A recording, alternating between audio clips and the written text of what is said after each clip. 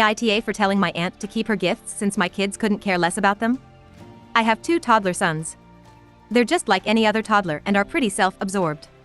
Currently, one adores cars and the other loves the color red.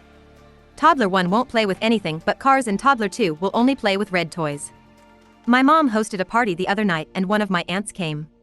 She bought a bunch of gifts for all the kids. The older kids were respectful and accepted their gifts, but my son simply glanced at the toys, noticed they weren't cars or red, and moved on to something else. I thanked her for the toys and made a joke about how unpredictable toddlers are after realizing that she looked upset, but she rolled her eyes and said that was rude. I told her that they're toddlers and she said so. My kids knew how to say thank you by the time they were 3.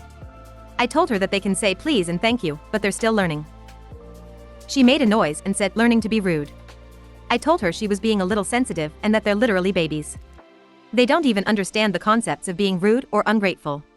She got annoyed and said fine then, don't expect any more presents after today, and that she hates entitled parents like me who are blinded by their children and think they can do no wrong. I said whatever, and told her she could keep the gifts she bought for today since my kids couldn't care less about them. She got all red in the face and said now she knows why the boys are so rude, but I just grabbed the kids and my husband and left. I was extremely angry at the moment, but now I'm just in disbelief. Who gets offended by a toddler? My mom says my aunt is very upset with me and is threatening to uninvite us from her Christmas dinner aunt is hosting this year, unless I apologize and promise to raise my kids better.